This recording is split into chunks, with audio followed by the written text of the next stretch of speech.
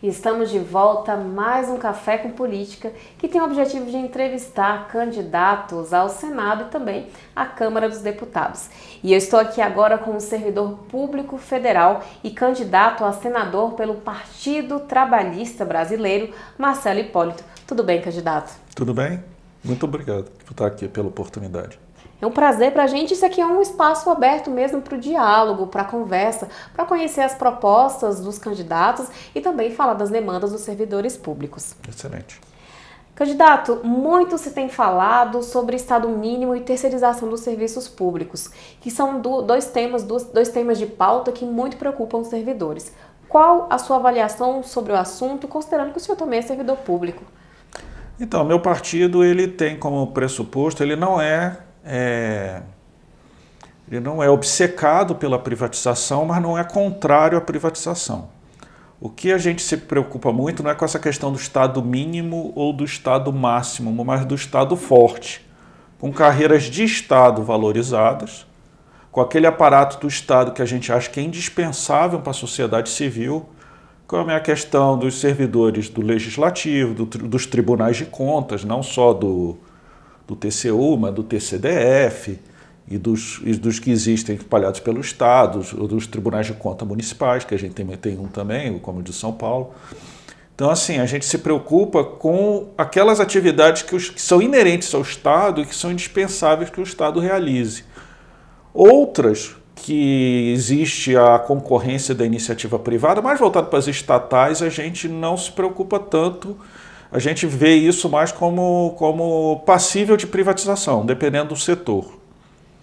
Agora, onde é um serviço específico do Estado, a gente tem como plataforma o fortalecimento. Tanto fortalecimento dos órgãos, institucional, questão de autonomia, questão de você ter alguns instrumentos institucionais que evitem ocupação política daqueles órgãos, a questão de você ter um orçamento, você ter uma certa autonomia financeira, o máximo de autonomia financeira, exemplo do que está acontecendo agora com o Banco Central, que se deu a autonomia do Banco Central. Então, a gente é muito favorável, por exemplo, à autonomia da Polícia Federal, autonomia das agências reguladoras. Eu sou um servidor de agência reguladora e isso inclusive, é uma demanda antiga nossa. A gente ter autonomia financeira e administrativa e, inclusive, ter uma procuradoria própria, que hoje é uma procuradoria ligada à AGU. Então, eu acho que é por aí, não é nem o Estado mínimo, nem o máximo, mas o Estado forte. Perfeito. Candidato, sobre a recente PEC 32, que trata da reforma administrativa, como servidor público, qual a sua avaliação sobre o tema e, se eleito senador, o que pretende fazer sobre a proposta? Olha, o meu partido ele é da base de apoio do governo Bolsonaro, mas nesse caso específico eu tenho algumas restrições à PEC. Somente no que diz respeito à questão de contrato temporário, porque isso já foi tentado, não deu certo. A precarização do serviço do servidor público, o fim da estabilidade, torna o servidor público. Isso é uma preocupação minha como servidor público, mas também como cidadão e como político.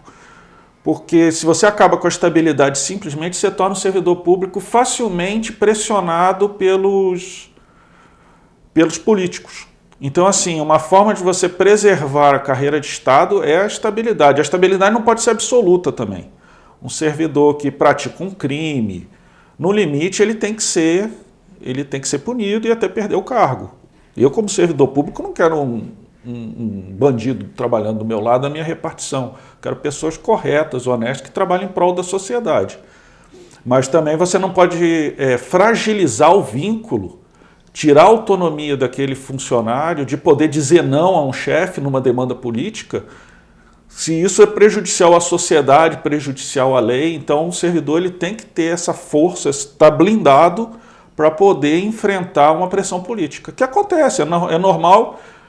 Qualquer órgão público pode estar sujeito a isso, um momento de crise de um governo, até um momento mais agudo, e nesse sentido eu me afasto um pouco desse liberalismo puro que quer se trazer para a questão da reforma administrativa. Acho que ela tem que ser balanceada com o interesse da sociedade e da preservação da autonomia do Estado, da carreira de Estado. Perfeito.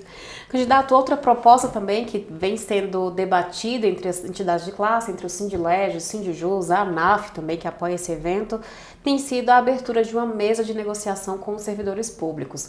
Nesse último mandato, os servidores sentiram a falta desse diálogo mais constante para ouvir as propostas e também para conhecer as demandas dos servidores. Caso eleito senador, como o senhor pretende atuar para garantir esse diálogo e essa mesa de negociação?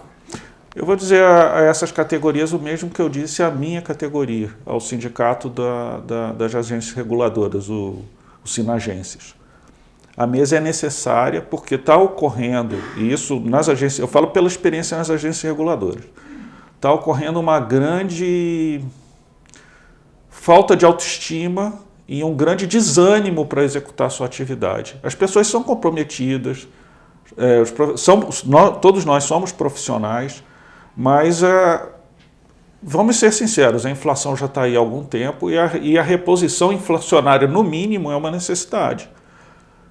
E isso tem a ver também com a preservação da carreira, porque se você começar a ter uma desvalorização salarial muito grande, você começa a tornar o mercado particular, o mercado privado, um fator de atrativo para os talentos que estão no serviço público. Então, em agências reguladoras, isso já está acontecendo. As pessoas, bons nomes, excelentes técnicos, estão sendo atraídos pelo mercado. E isso é uma perda para o Estado, para a sociedade, porque se investe muito no servidor público, não apenas nos salários, mas no treinamento, na capacitação, no tempo, na experiência. Eu, por exemplo, entrei no primeiro concurso da Anatel, o concurso de 2004, tomei posse em 2005. Já são 17 anos de serviço público. Então, assim, quando você abre mão disso, você abre mão de 17 anos de capacitação, 17 anos de experiência, percorrendo setores estratégicos da agência. Isso tende a acontecer se você não valoriza a carreira. Então, eu acho que a grande preocupação não é de se abrir, sim, a mesa, no mínimo se discutir a reposição das perdas inflacionárias. Mas eu não sou contrário a se discutir também uma melhoria daquelas carreiras que são estratégicas para o Estado. Perfeito. Candidato, além dessas propostas que falamos aqui agora, como PEC 32, recomposição salarial e abertura de mesa de negociação, há também as suas propostas voltadas para a sociedade e também para os servidores públicos. Você pode contar um pouquinho para a gente?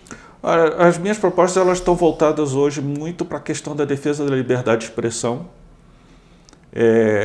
A gente que é do campo mais à direita, e eu sou do campo mais à direita, o PTB é um partido conservador, a gente se preocupa muito em que a liberdade de expressão ela possa ser exercida no limite da responsabilidade, é claro, legal, mas que a população possa debater nas redes sociais, debater política, debater o assunto que quiser, religião, futebol, sem que haja interferência de nenhum outro setor da sociedade. Não está se cometendo nada de ilegal, não está se cometendo nenhum ilícito, a discussão tem que ser livre. E a censura não pode ser prévia. A censura é sempre prévia, né? Ela não pode acontecer. Você cometeu alguma calúnia, difamação, a legislação já está preparada para lidar com isso. Então, assim, nós somos a favor de você ter uma liberdade de expressão quase no padrão da primeira emenda americana, ou seja, o máximo possível. E a nossa Constituição, nesse sentido, ela é muito boa e a gente gostaria de vê-la o mais respeitada possível. Então, assim, meu mandato vai ser muito nesse sentido, garantir a liberdade de expressão, porque sem ela a gente perde as outras liberdades. Vai ser no sentido de conter o ativismo judicial. Nós precisamos ter juízes que cumpram a lei e não a interpretem. Essa é uma discussão que também tem nos Estados Unidos, tem na Europa. São discussões em campos ideológicos diferentes que veem a lei como uma coisa viva e o meu campo não vê a lei como uma coisa tão maleável. Ela tem que ser mais espírito do que o legislador pensou na época no parlamento. E eu tenho mais essa visão mais firme, de que a legislação está aí para não ser tão interpretada como está sendo hoje. Tem a questão também que eu sou parlamentarista, então pretendo trabalhar pelo parlamentarismo, por uma definição adequada do que é o poder moderador no Brasil, que hoje se discute vários órgãos, é o Exército, é o Judiciário. A gente quer evoluir essa discussão para alguma coisa independente dos três poderes, que possa olhar por fora, no parlamentarismo presidente, por exemplo, da República. Então é por aí que eu estou encaminhando o meu mandato. Perfeito. E agora tem um espaço aberto para que o senhor possa convidar os servidores a votarem e convidar quem está assistindo a gente a votarem e participarem, e também acessar as suas redes sociais. Fique à vontade. Obrigado. Eu sou Marcelo Hipólito, sou pai, tenho 2 filhos, sou cristão, sou servidor público, trabalho também aí em prol da sociedade. Estou tentando dar um exemplo de que pessoas comuns podem se candidatar. Meu pai era sargento da aeronáutica, minha mãe era dona de casa. Tive uma vida simples, muito estudo. Geralmente quem é servidor público e veio da classe média baixa foi estudando, se dedicando. Eu acredito muito na meritocracia por conta disso. Eu acho que nós concursados, assim, quem entrou numa carreira mais relevante no Estado, a gente entende muito essa questão da meritocracia, da importância do concurso público, que é outra coisa que não pode ser relativizada em nenhuma reforma administrativa. Eu ofereço meu nome aqui ao Senado pelo Distrito Federal, meu número é 142. Minhas redes sociais, vocês vão encontrar várias das minhas propostas. Existem propostas mais voltadas ao meu campo político e ideológico, como existem propostas mais pragmáticas para as carreiras. Quem quiser consultar, tiver interesse, é Marcelo Hipólito, é Marcelo e ponto Hipólito 142 no Instagram. Eu agradeço pela oportunidade, agradeço ao convite. Muito obrigado. A gente que agradece esse espaço, o seu tempo disponibilizado para vir aqui conversar com servidores públicos, conversar com a sociedade e expor as suas propostas. E esse foi mais um Café com Política. Entrevistamos agora Marcelo Hipólito, que é candidato ao Senado Federal pelo Partido Trabalhista Brasileiro. Ficamos por aqui e até a próxima. Tchau, tchau.